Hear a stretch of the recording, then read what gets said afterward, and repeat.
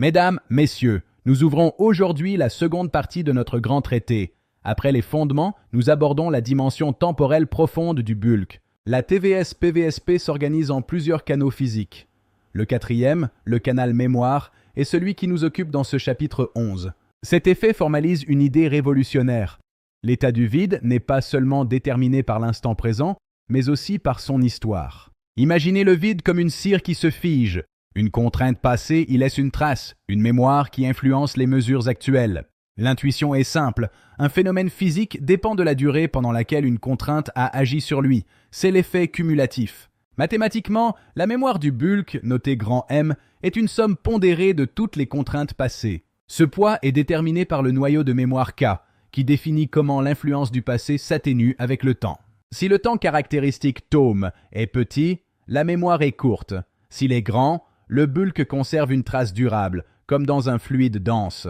Différentes contraintes peuvent alimenter cette mémoire, la densité de matière, le champ état, ou même la structure fine du vide. L'équation fondamentale du champ état est alors prolongée.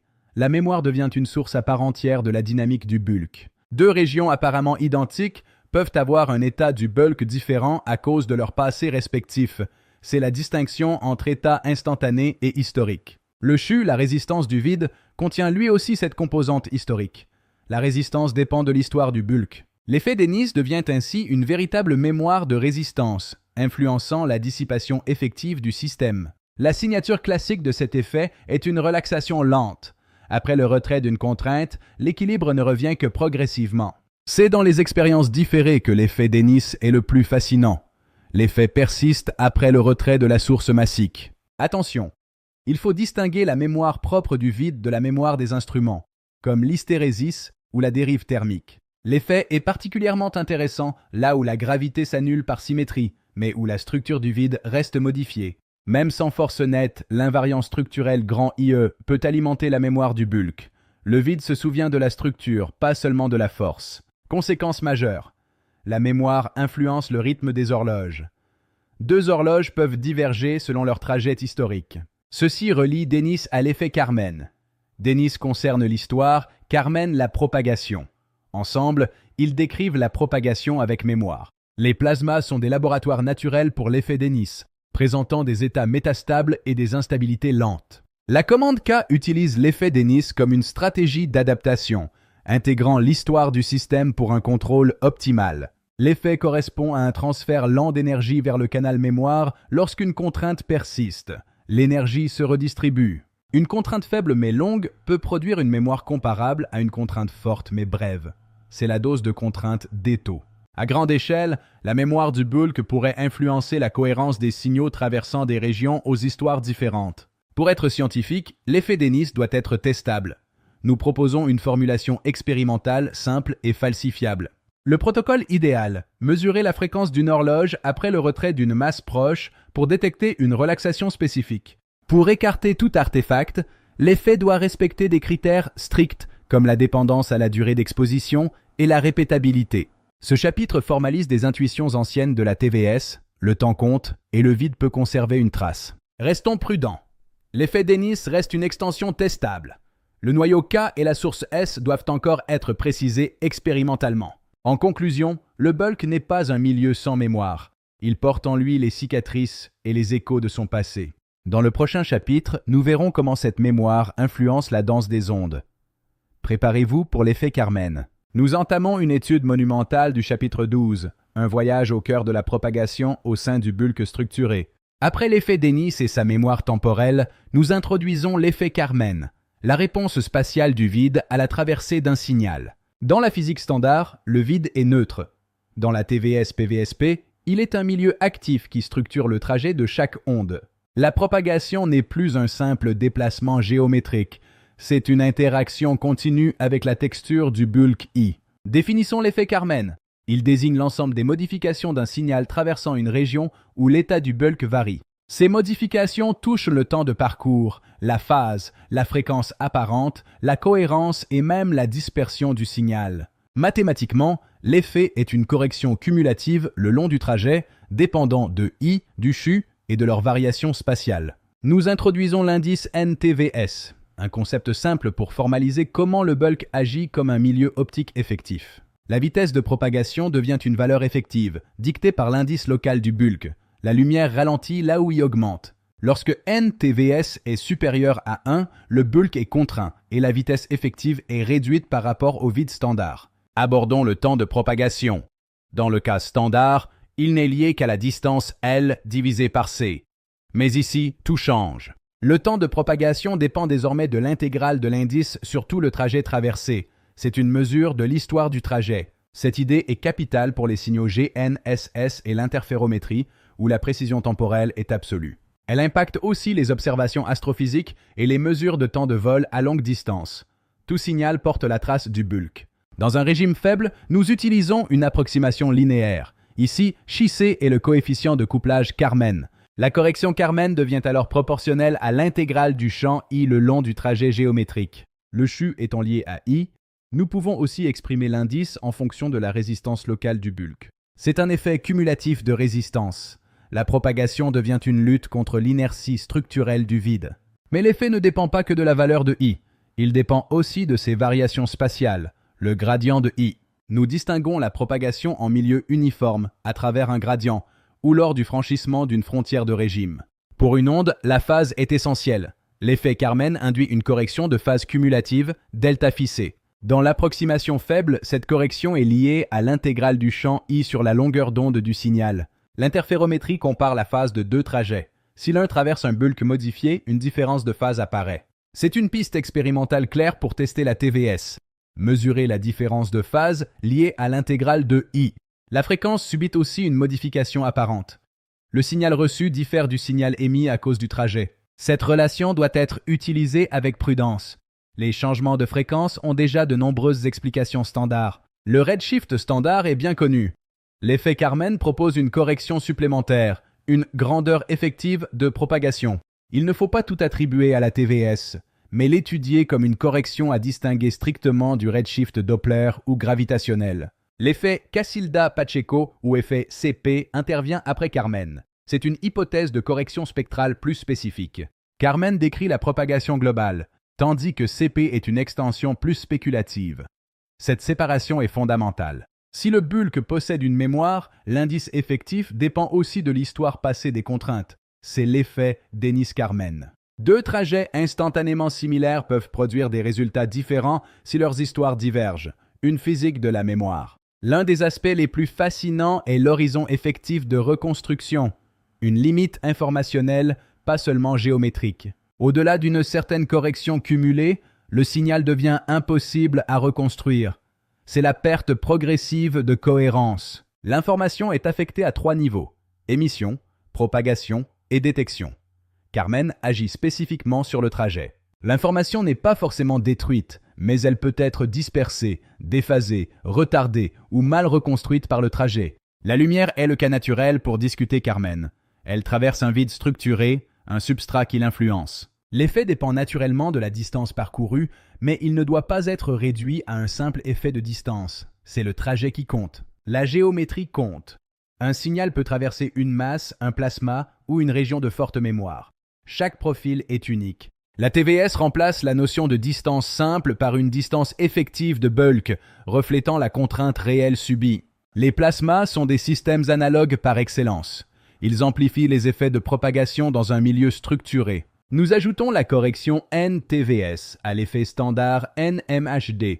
Mais attention, modélisons d'abord les effets connus. La commande K est liée à Kármán. Elle doit intégrer les modifications de propagation pour assurer la synchronisation du système. C'est une stratégie d'adaptation à un milieu dont la réponse évolue. La synchronisation phase-fréquence est le verdict de la balance. À l'échelle astrophysique, les corrections s'accumulent sur des distances énormes. L'intégrale peut devenir non négligeable. Soyons prudents. Toute application cosmologique doit être confrontée aux modèles standards et aux observations existantes. Pour être scientifique, Kármán doit produire des prédictions testables. Si aucune correction n'est observée, l'effet est rejeté. La falsifiabilité est le moteur de notre démarche. Nous cherchons des signatures mesurables et distinctes. Un test de Kármán utiliserait deux bras identiques, l'un traversant un immodifié. On mesure alors la différence de phase. Cette approche vise directement le canal de propagation. une voie royale pour tester la structure du bulk. Distinguons bien les deux. Dennis concerne le temps historique et la mémoire. Carmen concerne le trajet de propagation. Les deux peuvent se combiner pour former une propagation avec mémoire du bulk, une complexité nécessaire. L'effet Carmen formalise des intuitions anciennes de la TVS, mais il reste une hypothèse à confirmer avec prudence. Ses limites sont réelles. Coefficients non déterminés, effet standard contraignant. Évitons les conclusions hâtives. Le chapitre 12 se referme sur cette définition. L'effet Carmen est la signature de la structure du bulk sur l'information. Le prochain chapitre développera la loi de Shuhu pour organiser les seuils et les transitions de résistance du bulk. Bienvenue dans ce 13e volet de notre grand traité. Nous abordons aujourd'hui une pierre angulaire de la TVS, la loi de Shuhu. Avant d'entrer dans les seuils, rappelons nos grandeurs. Le champ état, la disponibilité phi, la résistance chu et l'effet dissipatif mu. Cette loi n'est pas qu'une formule. Elle organise les changements de régime du bulk lorsque sa résistance atteint un point de rupture. L'idée centrale est la non-linéarité. Un système peut rester stable longtemps, puis basculer brusquement passé un certain seuil. Le chu, ou résistance effective du vide, est une grandeur directement dérivée de l'état local du bulk par la relation S égale K état. Si le champ état augmente, le chu augmente. Le vide devient plus résistant, comme un fluide qui s'épaissit ou du miel qui fige. La loi de Shuhu identifie un seuil critique, noté SC, à partir duquel le comportement du bulk change radicalement de nature. Sous ce seuil, nous sommes en régime disponible.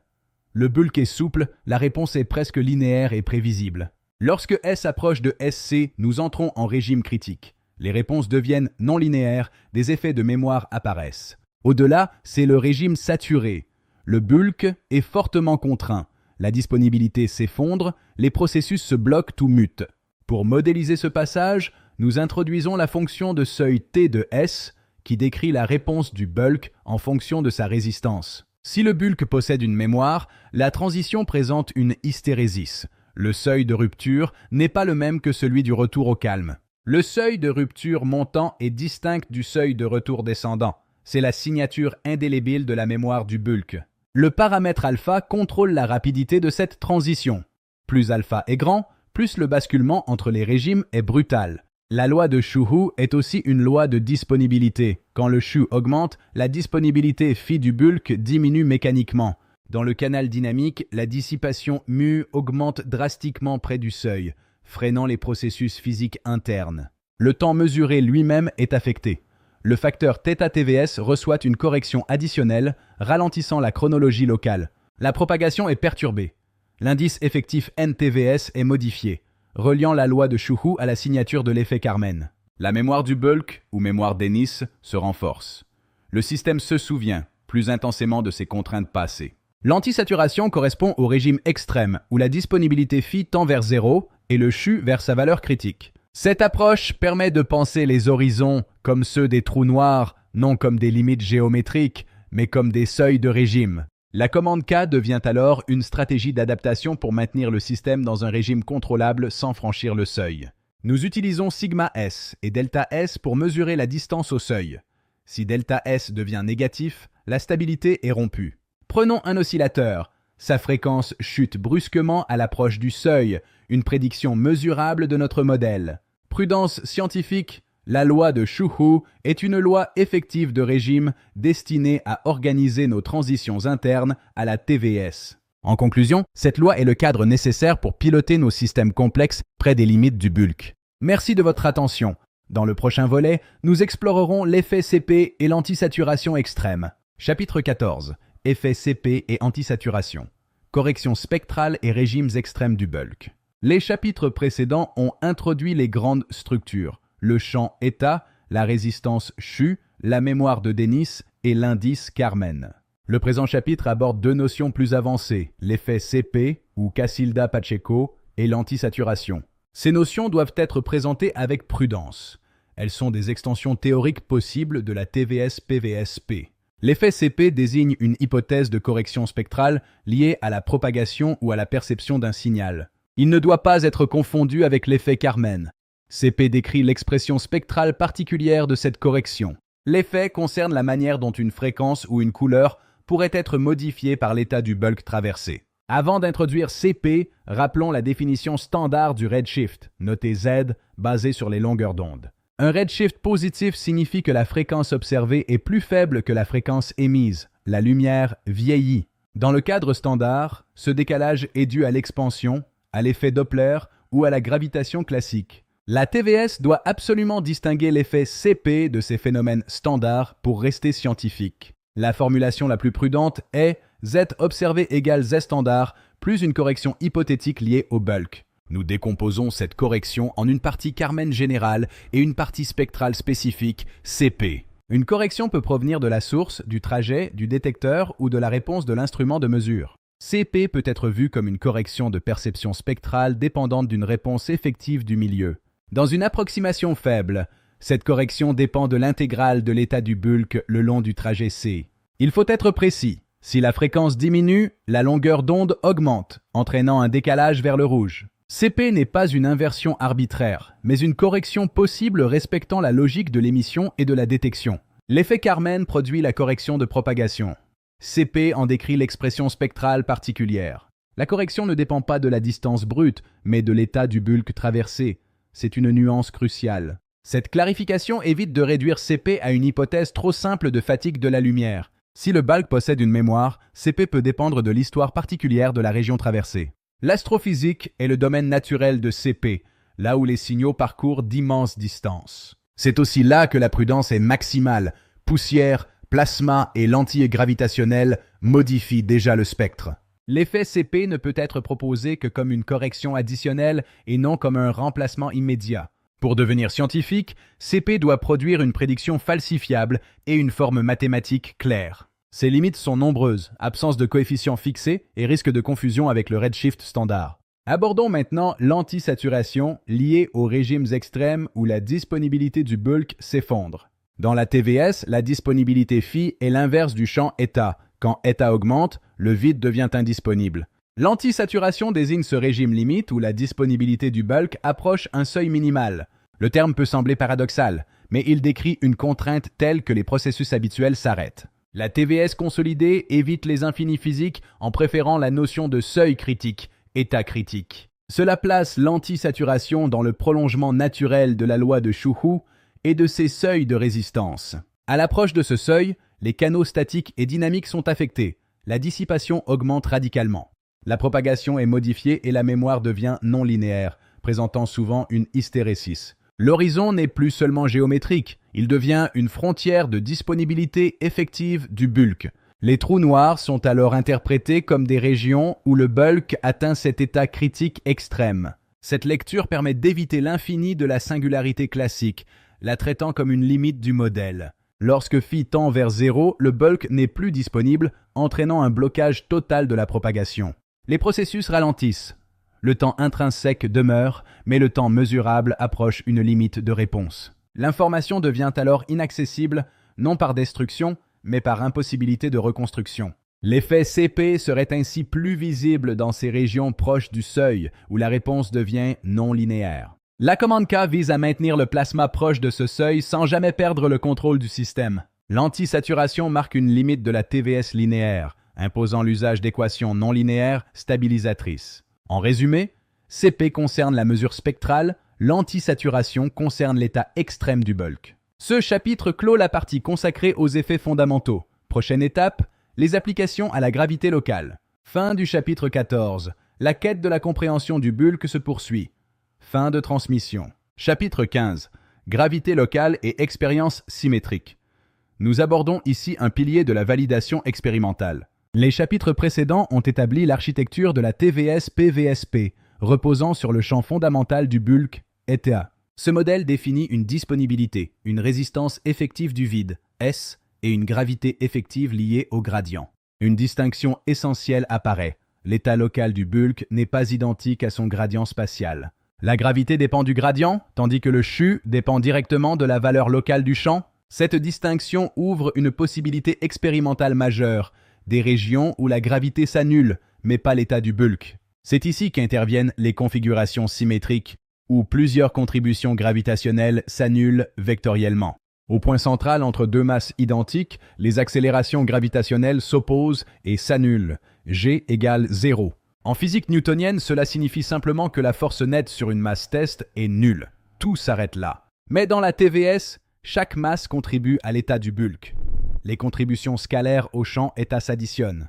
On peut avoir un gradient nul, mais un état total non nul. Cette différence est le fondement de notre recherche. Elle permet de chercher une signature TVS dans un régime où la gravité classique nette est totalement absente. Rappelons qu'un champ vectoriel possède direction et intensité, alors qu'un champ scalaire n'a qu'une valeur locale. Ainsi, plusieurs masses produisent des contributions scalaires qui s'accumulent mécaniquement au centre de symétrie. Le terrain est privilégié pour tester la différence entre la force nette perçue et l'état local réel du bulk. Considérons deux masses identiques, M, placées à égale distance R d'un point central O. Une à gauche, une à droite. Dans la limite newtonienne, chaque masse produit une contribution. Au centre, état total et non nul. Même si l'accélération est nulle, le bulk reste dans un état contraint. Le CHU associé est S total égale K état total. Certains processus physiques pourraient être sensibles à cet état, affectant une fréquence, une phase ou une horloge. Une configuration plus complète est celle d'un cube. 8 masses identiques au sommet.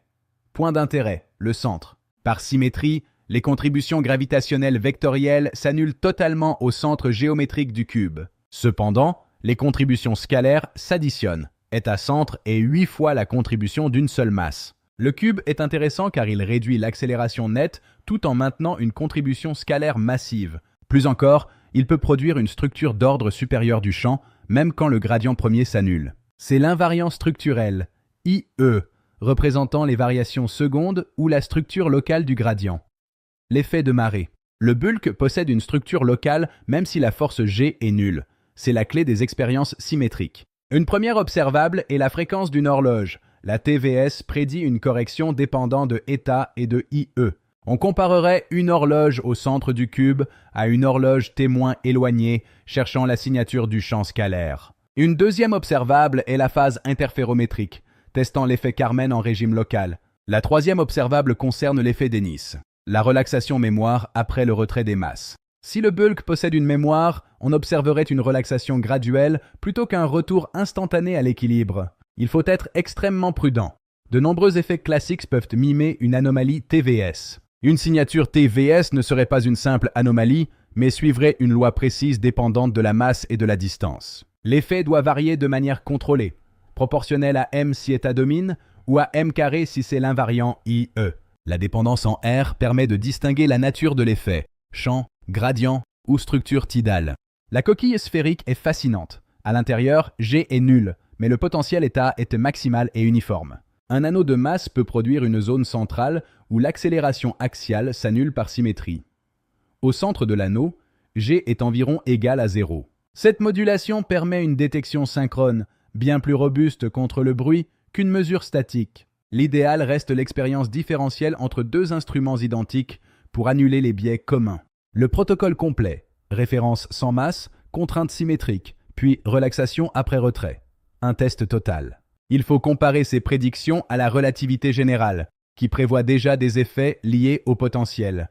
La prudence est de mise. La vraie différence réside dans les effets de dissipation, de mémoire et de seuil, absents des modèles standards. Les configurations symétriques rendent la TVS testable. Prochaine étape, la métrologie et les horloges atomiques. Fin du chapitre 15. La quête de la signature du bulk continue.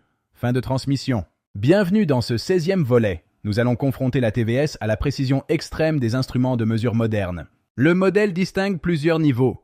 L'état du bulk, la résistance effective du vide et la réponse dynamique des processus. Dans la TVS, la métrologie est centrale, car la mesure elle-même est affirmée comme un processus physique dépendant du milieu. Toute mesure dépend de la grandeur réelle, de l'instrument, de l'environnement, mais surtout de l'état local du bulk. Les horloges atomiques mesurent le temps à partir d'une fréquence de transition, une base de travail idéale pour tester nos effets. Une horloge atomique ne mesure pas le temps brut, mais une fréquence sensible à l'état local du bulk par le facteur θTVS. La différence de rythme entre deux horloges situées dans des régions différentes du bulk devient une signature simple et testable. Cette correction permet de rapprocher la TVS des corrections gravitationnelles standards en définissant un potentiel effectif phi TVS. Une horloge au sol et une horloge en altitude ne sont pas dans le même état du bulk, induisant un décalage mesurable. La méthode différentielle est la plus adaptée. Elle compare deux instruments placés dans des états de bulk différents pour annuler les biais. En testant des horloges de nature différente, nous cherchons à savoir si la réponse au bulk est universelle ou dépendante du système. L'hypothèse la plus prudente suppose une composante universelle dominante affectant tous les processus de manière commune. Les systèmes GNSS reposent sur trois piliers: les satellites, la propagation du signal et la reconstruction au sol. Dans la TVS, la mesure GNSS se décompose entre la réponse du satellite, le trajet du signal et la réponse du récepteur. Le trajet du signal subit la correction Karman où l'indice de propagation est modifié par l'état local du bulk traversé. Nous devons séparer méticuleusement les corrections issues du bulk, de la résistance CHU et de la mémoire Dennis. L'effet Dennis suggère que le signal pourrait garder une trace de l'historique de la région traversée, une hypothèse très spéculative. Nous comparons des récepteurs à différentes altitudes pour isoler des résidus corrélés à des configurations de masse locale.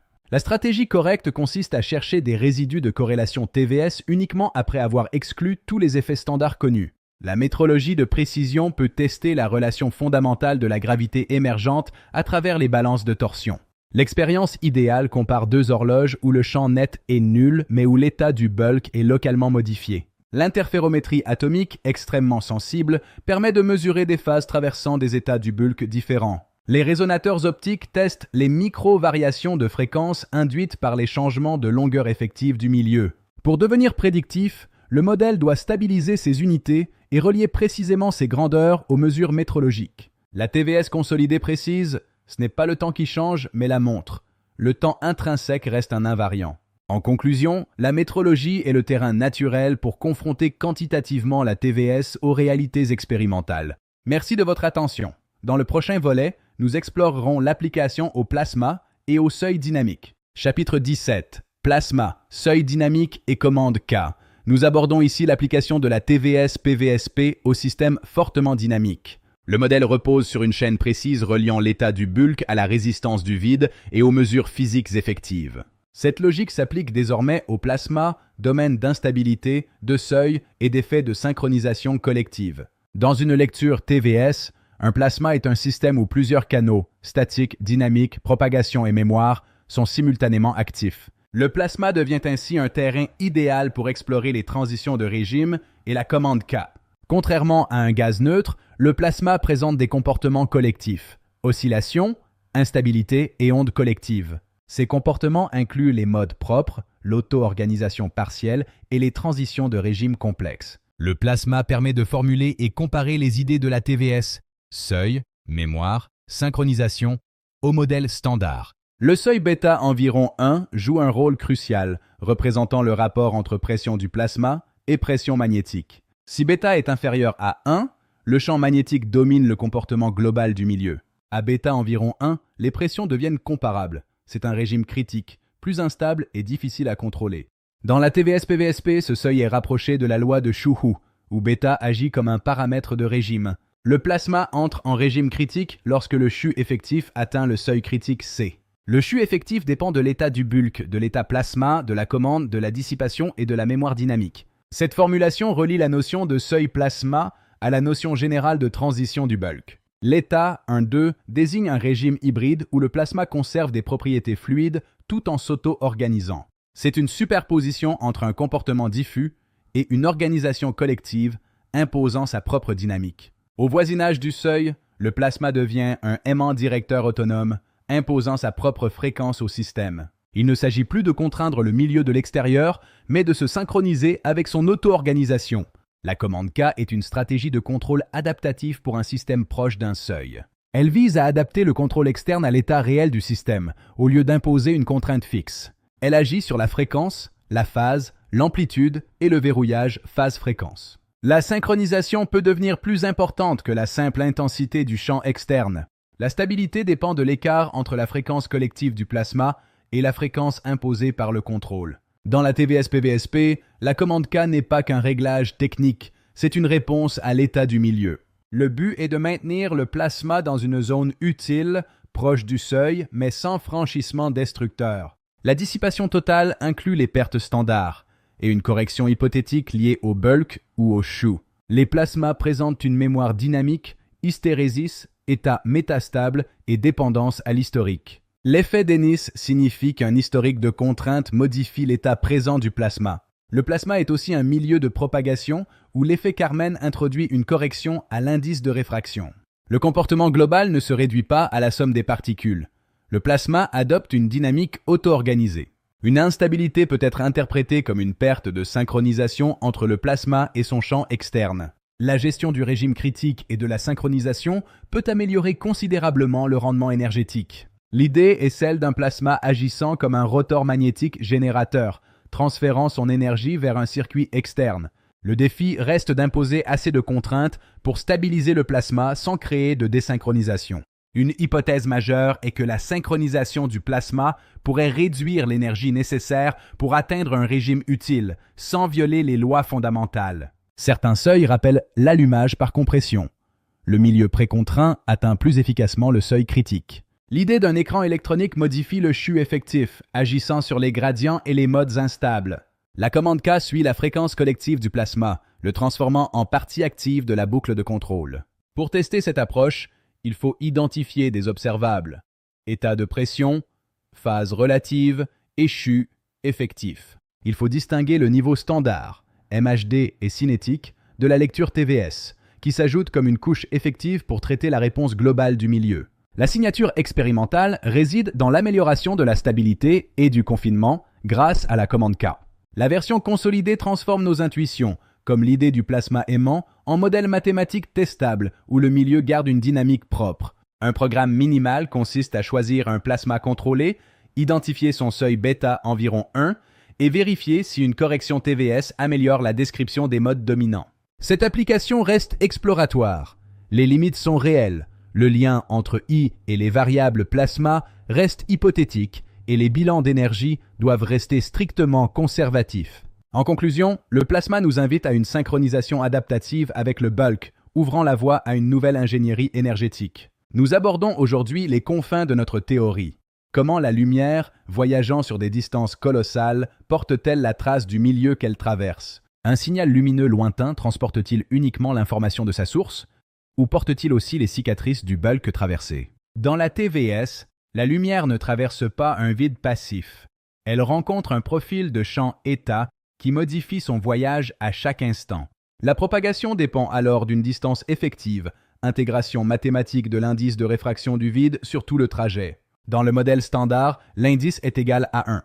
Mais si le bulk impose une correction, le signal devient un témoin historique. À courte distance, la correction est indétectable, mais sur des milliards d'années-lumière, l'accumulation devient pertinente. Dans l'approximation faible, nous introduisons le coefficient Chi-C, reliant l'état local du vide à la vitesse de propagation. Même si ce coefficient est infime, l'intégrale sur le trajet peut décaler le temps de vol de façon mesurable pour l'astrophysicien. Il faut désormais distinguer la distance géométrique, immuable, de la distance effective, sculptée par l'état dynamique du bulk. La TVS n'efface pas les distances cosmologiques standards, elle y ajoute une correction liée à l'interaction avec le substrat actif. L'énergie d'une onde liée à sa fréquence subit elle aussi l'influence du trajet.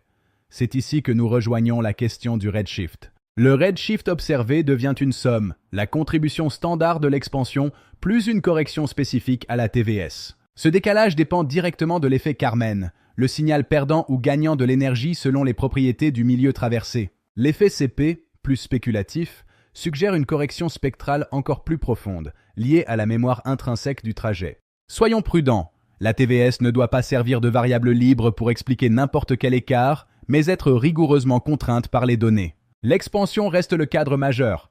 Le bulk pourrait simplement produire une correction résiduelle, une signature corrélée à l'environnement. Un signal ne transporte pas qu'une fréquence, mais aussi une phase et une cohérence. Le bulk peut brouiller cette harmonie originelle. Nous introduisons le facteur de cohérence CcoH. S'il chute vers 0, le signal devient une énigme indéchiffrable pour l'observateur. Cela ne signifie pas que l'information est détruite, mais qu'elle est dispersée ou déphasée au-delà de nos capacités de reconstruction actuelles. L'effet Carmen définit un horizon effectif de reconstruction, une limite au-delà de laquelle la source devient un fantôme mathématique. Nous appelons effet Mamolar cette conséquence informationnelle la perte de la fidélité à l'état source due à la distance. Carmen décrit la modification physique du signal. Mamolard désigne notre incapacité à le reconstruire. C'est la limite de notre savoir. Si l'effet Dennis est inclus, la propagation dépend de l'histoire du bulk. Deux régions identiques peuvent affecter le signal différemment. La lumière traverse des déserts et des cités galactiques, chacun laissant une empreinte unique sur le signal, un profil de CHU changeant. La distance que nous mesurons par la luminosité ou le redshift peut être une illusion de propagation, une distance perçue différente de la réalité. Le bulk peut même modifier l'amplitude du signal, simulant une atténuation supplémentaire qui s'ajoute à la poussière et à l'expansion. Dans les régimes extrêmes d'antisaturation, le bulk devient indisponible, bloquant presque totalement la propagation de l'information. Nous distinguons trois horizons, le géométrique de la relativité, l'observationnel de nos outils, et le TVS, lié à la cohérence du bulk. L'approche d'un trou noir est le cas extrême, là où la disponibilité du bulk chute brutalement, figeant la propagation. L'avenir est à la comparaison des messagers. Photons et neutrinos subissent-ils la même correction de trajet? C'est le test ultime. En résumé, la cosmologie TVS est une cosmologie de l'interaction. L'univers n'est pas seulement vaste, il est bavard. Dans le prochain chapitre, nous franchirons le seuil de l'antisaturation extrême. Préparez-vous pour les trous noirs. Nous ouvrons aujourd'hui le chapitre 19. Une immersion monumentale dans la physique des objets les plus extrêmes du cosmos. Les chapitres précédents ont introduit l'antisaturation. Ce régime extrême où la disponibilité du bulk devient presque nulle. La relation est fondamentale. Phi égale 1 sur I. Quand I tend vers son seuil critique, la disponibilité s'effondre. L'horizon n'est plus seulement une surface géométrique. C'est une frontière de régime du bulk notée H. La relativité décrit une géométrie. La TVS propose une lecture effective complémentaire. Le trou noir est un régime critique du bulk. Dans la TVS, la matière modifie l'état du bulk. Une concentration extrême de densité pousse le champ I vers son seuil critique. Près de ce seuil, le bulk n'est plus dans un régime disponible. Il est antisaturé, bloquant tout processus fluide. L'horizon n'est plus seulement une surface géométrique, c'est une frontière de régime du bulk notée H. Au-delà de l'horizon, il reste inférieur au seuil critique. Le bulk est disponible pour la propagation vers l'extérieur. Mais dans le domaine critique, la propagation et la reconstruction de l'information deviennent fortement limitées. Le vocabulaire est double. Du point de vue du champ U, on parle de saturation. Le milieu est à son maximum de contraintes.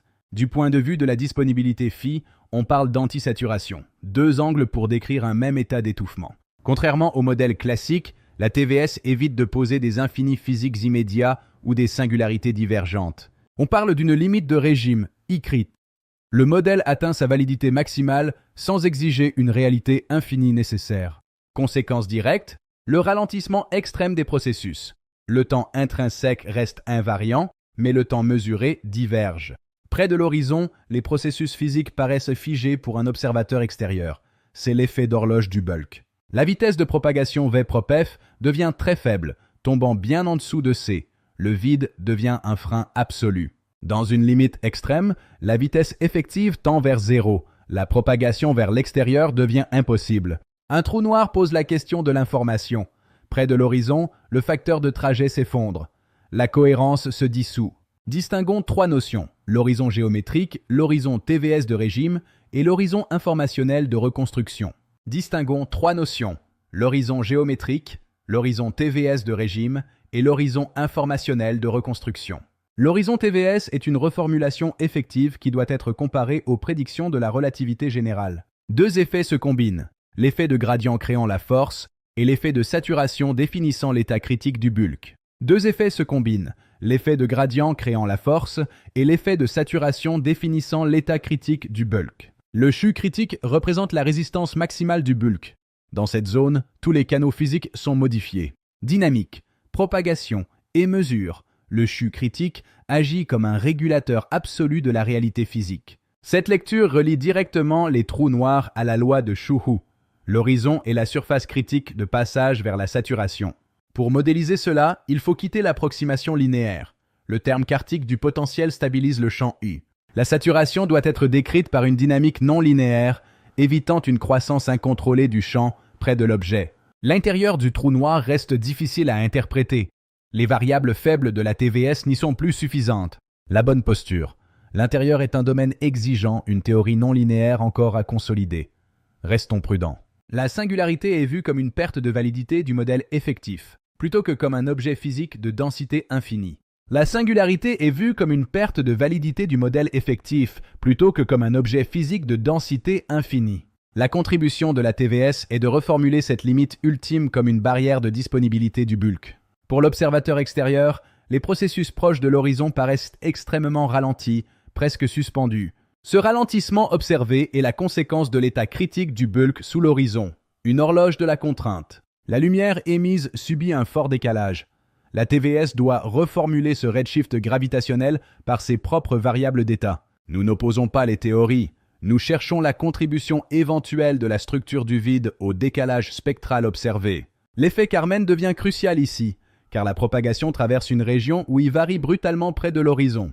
La correction peut affecter la phase, la cohérence et même la reconstruction de l'information. Le trajet devient l'acteur majeur. La mémoire de l'horizon pourrait expliquer l'évolution lente de son voisinage et certains signaux retardés. Une piste théorique fascinante. La mémoire de l'horizon pourrait expliquer l'évolution lente de son voisinage et certains signaux retardés.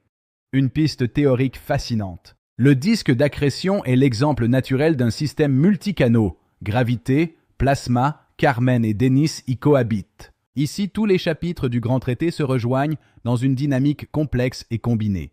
Une centrale cosmique. Les environnements proches des trous noirs contiennent des plasmas énergétiques, proches des seuils dynamiques de la TVS. Les jets et les champs magnétiques intenses pourraient être relus comme des signatures de ces régimes de saturation. L'antisaturation est une limite de disponibilité. L'information de l'intérieur devient structurellement impossible à reconstruire. L'horizon est une frontière de disponibilité informationnelle et pas seulement une frontière géométrique causale. La TVS doit rester compatible avec la relativité générale en retrouvant les effets classiques, horizon, orbite et lentille. Sa crédibilité dépend de sa capacité à proposer des corrections testables, même infimes, par rapport aux prédictions standards. La mémoire, la saturation sans singularité et les corrections de phase sont autant de pistes pour distinguer la TVS dans le futur. L'horizon pourrait être décrit comme une véritable transition de phase du vide, une frontière de régime physique réel. Résumons, matière concentrée, y monte, phi chute. Le trou noir est le régime critique de disponibilité du bulk. Cette version consolidée formalise vos intuitions passées. Le vide n'est pas détruit, il est rendu localement indisponible. Ne cachons pas les limites.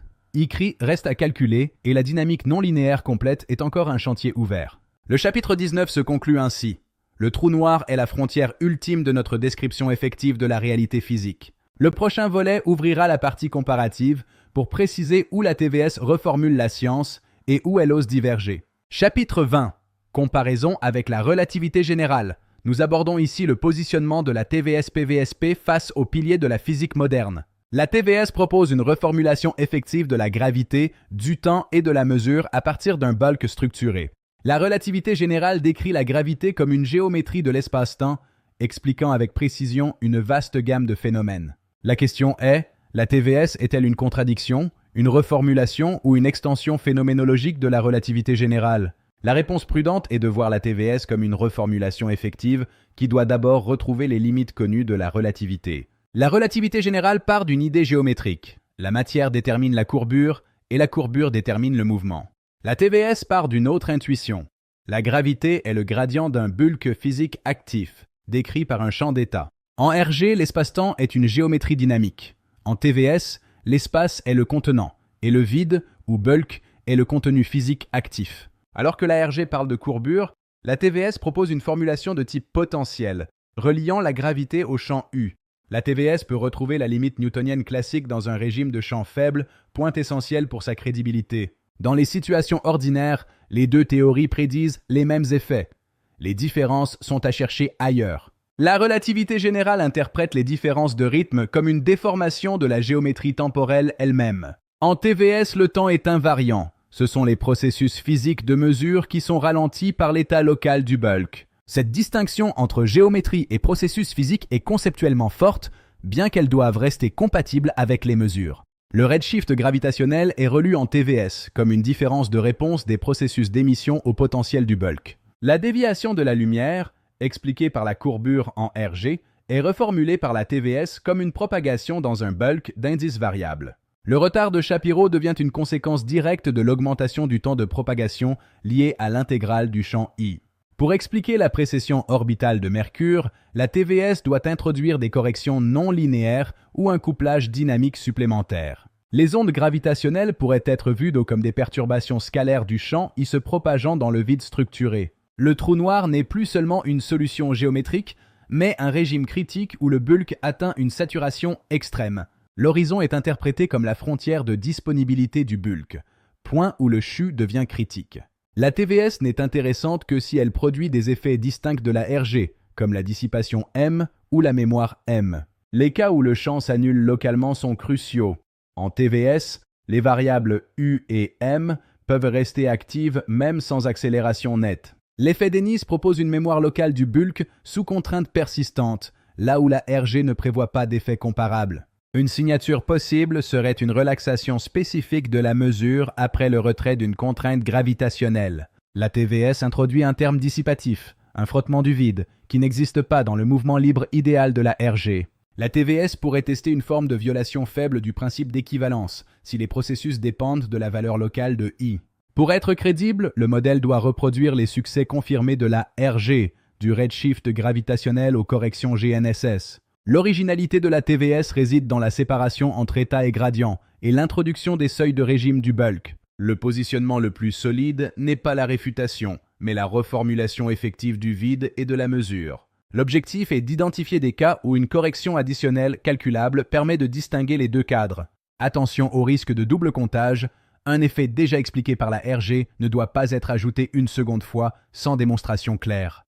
La comparaison reste incomplète. La TVS actuelle est un modèle effectif cherchant encore sa formulation relativiste totale. En conclusion, la TVS-PVSP propose un cadre exploratoire audacieux à confronter aux prédictions de la relativité générale. Bienvenue dans ce 21e volet. Nous allons situer la TVS au sein de l'immense édifice de la physique standard. Alors que la relativité générale géométrise l'espace-temps, la TVS reformule la gravité à partir d'un substrat actif, le bulk. Mesure, propagation, horloge ou plasma, notre modèle touche à tous les piliers de la description du monde physique. La TVS ne supprime pas la mécanique classique, elle propose une origine effective différente pour les champs de force. Pour Newton, la gravité est un champ donné. Pour la TVS, elle émerge directement du gradient de l'état du bulk. Le terme dissipatif mu n'est pas une viscosité matérielle, mais une résistance dynamique liée à l'épaisseur du vide.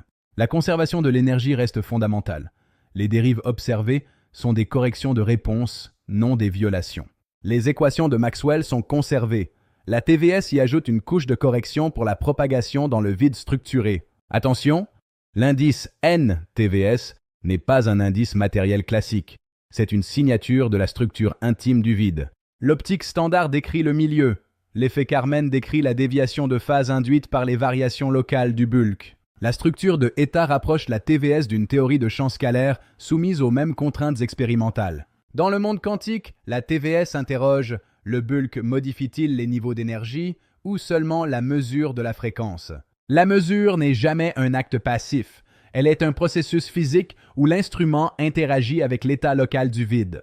Les références au Brane sont des analogies conceptuelles.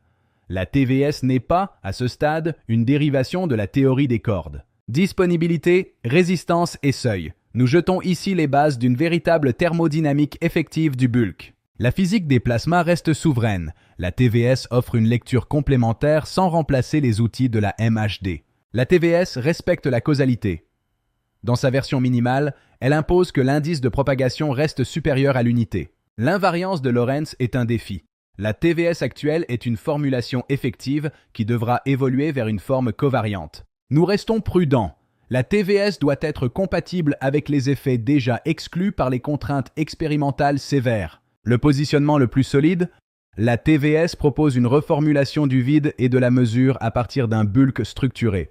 Au-delà de la reformulation, la TVS apporte ses concepts propres, la résistance CHU, la mémoire Dennis, la correction Carmen et la couche PVSP. En conclusion, la TVS ne remplace pas la physique standard, elle l'enrichit d'une couche interprétative et prédictive.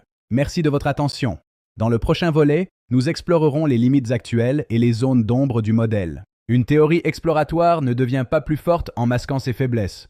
Au contraire, elle se consolide en identifiant ses limites. La TVS-PVSP possède aujourd'hui une architecture cohérente, reliant le champ fondamental aux mesures physiques, mais cette structure reste incomplète. Nous devons présenter ce travail pour ce qu'il est, un cadre effectif exploratoire et non une théorie physique déjà validée. Si nous possédons des postulats solides, il nous manque encore des coefficients fixés, des prédictions numériques et une expérience critique. La première limite est l'unité de état. S'il est sans dimension, la disponibilité le devient aussi. C'est l'option de la simplicité. Si nous l'interprétons comme un potentiel effectif, nous le relions directement à la gravité. Mais cela impose des dimensions physiques aux coefficients. Une troisième voie serait d'y voir une densité ou une résistance du bulk. Le choix n'est pas encore fixé. C'est un chantier prioritaire. De même, l'unité du CHU reste une notion interne. Doit-on y voir une viscosité, un facteur de ralentissement ou une grandeur sans dimension? Le modèle introduit de nombreux coefficients. Certains sont liés à la gravité par la relation G, mais ils ne sont pas encore fixés séparément. Un modèle avec trop de paramètres libres peut tout expliquer après coup, mais il ne prédit rien. Il nous faut contraindre ces valeurs. La forme exacte du facteur de mesure n'est pas encore stabilisée. Nous utilisons des approximations linéaires pour rester testables. Il faut éviter les fonctions trop flexibles. La règle doit être une petite correction contrôlée et non une fonction libre ajustée au résultat. L'une de nos plus grandes limites est de distinguer l'effet propre du bulk des biais classiques, température, dérive ou bruits électroniques. Une anomalie n'est pas forcément TVS. Nous devons d'abord modéliser et exclure tout ce qui appartient à la physique standard des instruments. La TVS retrouve la limite newtonienne, mais la relativité générale est bien plus vaste.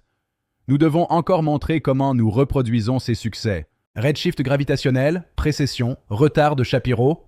La TVS possède des pistes, mais pas encore de formulation relativiste complète. Reposer sur un simple champ scalaire pourrait être insuffisant pour capturer toute la richesse tensorielle de la gravitation relativiste. Comment relier état au tenseur de courbure? Comment décrire les ondes gravitationnelles? Ces questions fondamentales restent ouvertes. Nous devons éviter de renommer TVS des effets déjà prévus par la relativité. Le risque de double comptage est réel et doit être écarté. Les vrais candidats à une physique nouvelle sont la mémoire M, l'invariant IE et la dissipation mu. Ce sont eux qu'il faut traquer. L'effet Dennis n'est pas encore mesuré. Il faudra montrer une loi de relaxation spécifique, distincte des mémoires classiques des systèmes. Quant à l'effet Carmen, il reste encore trop général. Il nous faut préciser s'il dépend de la fréquence ou s'il est dispersif pour être testable. Le CP est l'élément le plus spéculatif. Il ne doit pas servir d'explication universelle tant qu'une loi quantitative n'est pas établie. L'antisaturation est un concept puissant, mais nous ignorons les valeurs critiques. Quelle énergie, quelle densité déclenche ce régime? Pour devenir prédictive, cette limite devra être reliée à des mesures astronomiques, comme le rayon d'un horizon standard. Le lien avec les plasmas est prometteur mais reste analogique. Nous devons éviter de simplement renommer des effets magnéto-hydrodynamiques connus. La commande K peut être utile techniquement même si la TVS n'est pas validée. Il est crucial de ne pas confondre succès technique et preuve physique. À ce stade, le modèle propose plusieurs formes possibles. Nous manquons encore de cette prédiction unique qui fait la force d'une théorie. La prochaine étape, choisir une expérience critique, fixer une relation minimale et calculer enfin un ordre de grandeur. Notre langage doit rester prudent. Il faut privilégier la TVS propose plutôt que la TVS prouve. La rigueur commence par les mots. Nous classons désormais le vocabulaire de état qui est défini à CP qui reste spéculatif. Cette classification protège notre sérieux. Maintenir une hiérarchie stricte est vital, du noyau fondamental aux applications techniques comme le GNSS ou les plasmas. Pour être publiable, le traité doit s'ancrer dans la littérature existante et se confronter aux théories scalaires et tensorielles connues. La TVS deviendra scientifique seulement si elle accepte le risque d'être fausse. C'est l'essence même de la démarche de recherche. Nous devons passer de « cela pourrait expliquer » à « cela prédit une correction de telle forme ». C'est une étape de maturité essentielle. Malgré ses limites, nos bases sont solides. La distinction espace-vide, le champ central état et la disponibilité inverse phi. Nos priorités sont claires. Définir les dimensions physiques, retrouver G et fixer les protocoles d'expérience critique. Le chapitre 22 pose les jalons de la rigueur. Le modèle est une cathédrale en construction, dont nous avons aujourd'hui vérifié les échafaudages. Dans le prochain chapitre, nous transformerons ces limites en un programme de recherche concret. Préparez-vous pour les tests. Chapitre 14. Effet CP et anti-saturation. Correction spectrale et régime extrême du bulk. Les chapitres précédents ont construit l'architecture de la TVS-PVSP, reposant sur un champ fondamental et une couche observationnelle. Le présent chapitre vise à transformer cette théorie en un programme expérimental rigoureux pour définir ses conditions de preuve. Une théorie ne devient scientifique que lorsqu'elle produit des prédictions falsifiables avant même l'expérience. Les prédictions doivent prendre des formes mathématiques claires, reliant les variations du bulk aux observables mesurables. L'absence d'effet au niveau attendu permet de contraindre les coefficients ou de réfuter le modèle. C'est sa valeur scientifique. Les observables les plus intéressantes sont la fréquence d'horloge, le temps de propagation et la phase d'une onde. Fréquence et phase sont nos objectifs prioritaires, tandis que les effets cosmologiques et CP restent plus spéculatifs. La première prédiction structurante est la distinction entre l'accélération gravitationnelle nette et l'état local du bulk. Une région peut avoir une accélération nulle tout en conservant un état du bulk non nul dans une configuration symétrique. Le protocole A consiste à placer 8 masses identiques au sommet d'un cube pour annuler G au centre. Au centre, si G est nul par symétrie, la contribution scalaire état est maximisée par l'addition des 8 masses. On y place une horloge ou un interféromètre pour chercher une correction liée à cet état contraint du bulk. La signature attendue serait une variation proportionnelle à la masse totale et inversement proportionnelle à la distance R. La dépendance en R permet de distinguer la nature de l'effet, champ, gradient ou structure tidale. Le protocole B utilise une coquille sphérique massive.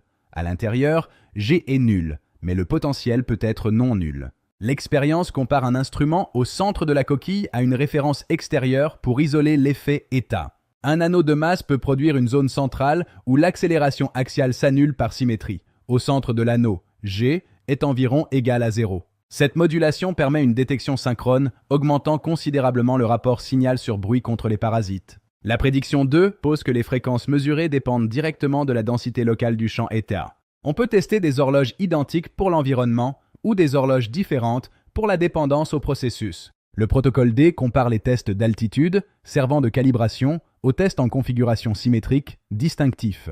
L'altitude calibre la sensibilité, tandis que la symétrie cherche la signature résiduelle propre à la TVS-PVSP. La prédiction 3 concerne l'effet Dennis, une mémoire du bulk qui persiste après le retrait d'une contrainte. Le protocole E suit 4 phases: mesure de référence, application de contrainte, retrait, puis mesure de la relaxation. Plus l'exposition dure longtemps, plus la mémoire accumulée augmente jusqu'à saturation. C'est une signature forte. Il est crucial de contrôler les mémoires classiques comme l'hystérésis thermique ou mécanique pour valider l'effet Dennis. La prédiction 4 porte sur l'effet Carmen, une correction de la phase et de la propagation liée au bulk.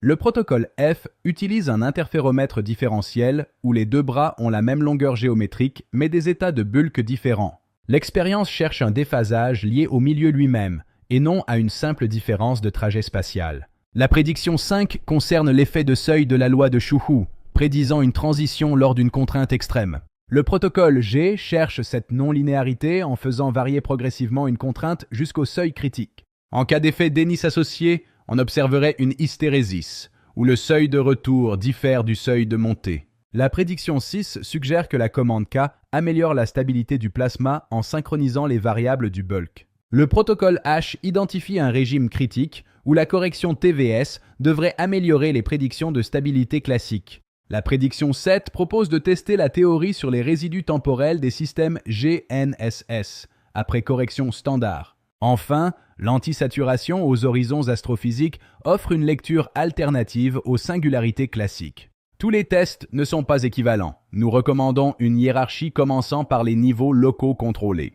L'expérience prioritaire reste la configuration symétrique car elle distingue l'accélération nette de l'état local du bulk. Ce chapitre transforme la théorie en un programme testable. La science commence là où l'expérience répond.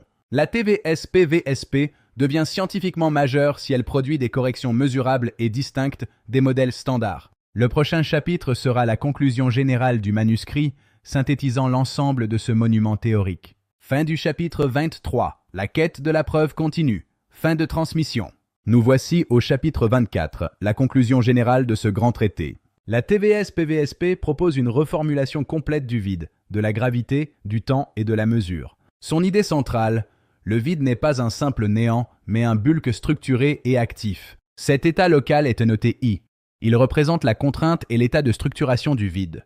À partir de ce champ, nous définissons la disponibilité du bulk, phi, égale à 1 sur I, et la résistance effective du vide, le CHU, directement proportionnelle à I. La gravité effective devient alors un pur effet de gradient de ce champ U. Cette relation fondamentale distingue l'état local I, la résistance et la variation spatiale. La théorie consolidée affirme que la matière induit I et que le gradient de I induit la force gravitationnelle. Que reformulons-nous? Le vide devient un contenu physique actif. La gravité, une manifestation de sa pente. Le temps intrinsèque reste invariant, mais le temps mesuré dépend des processus physiques affectés par le bulk. La mesure est une réponse physique, et l'instrument lui-même est un système soumis au bulk. La propagation devient un trajet dans ce milieu, tandis que les trous noirs sont relus comme des régimes critiques. L'architecture s'enchaîne, I dicte phi, qui dicte le CHU, menant à la pression effective et à la mesure. La TVS décrit l'ontologie du bulk, tandis que la PVSP gère la phénoménologie de la mesure. Les effets associés complètent l'édifice. L'effet Dennis formalise la mémoire persistante du bulk. L'effet Carmen modélise la propagation, et la loi de Shuhu orchestre les passages de régime. L'antisaturation décrit la limite de disponibilité, utile pour penser les horizons extrêmes. Les applications sont vastes, de la gravité locale à la métrologie des horloges, en passant par les plasmas. Ce qui est solide aujourd'hui, c'est ce noyau minimal. Une théorie effective cohérente est en place. Ce qui reste à faire est clair, définir les unités, contraindre les coefficients et relier à Newton. Il faudra confronter le modèle aux ondes gravitationnelles et aux observations astrophysiques standards. L'expérience prioritaire absolue est celle qui saura distinguer l'accélération G de l'état I. Une configuration symétrique où la force nette s'annule, mais où l'état du bulk subsiste, serait le test ultime. Le positionnement scientifique est crucial. La TVS ne se veut pas une réfutation de la relativité générale. Elle s'affirme comme une reformulation effective et un programme de recherche testable et falsifiable. La vraie question est, existe-t-il une expérience où la TVS prédit une différence calculable? Née d'une intuition simple sur la nature du vide, la théorie possède désormais une architecture rigoureuse. Le modèle reste exploratoire, certes, mais sa structure est prête à être discutée, critiquée et testée. La prochaine étape, accepter les contraintes expérimentales pour devenir un véritable programme scientifique. C'est la fin de ce grand traité. Le monument est bâti, les concepts sont posés. Comme le veut l'adage, c'est un petit pas pour Dennis, mais un grand pas pour l'humanité.